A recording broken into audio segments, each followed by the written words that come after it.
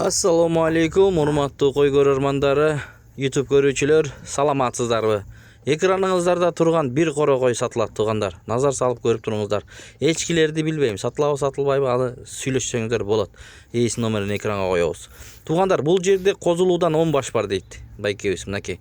Козулуу койлордон 10 баш бар экен. Анан кийин боозтордон 10 экен тугандар. Караңыздар. Анан 10 кочкор сатылат дейт. Жалпы саны 30 баш экен тугандар. Мына кочкорлор. Көрүңүздөр.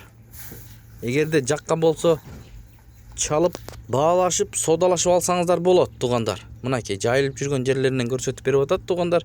Караңыздар. Ээсинин номери экранда. Доставкаларын уюштуруп берет тугандар. Чалыңыздар.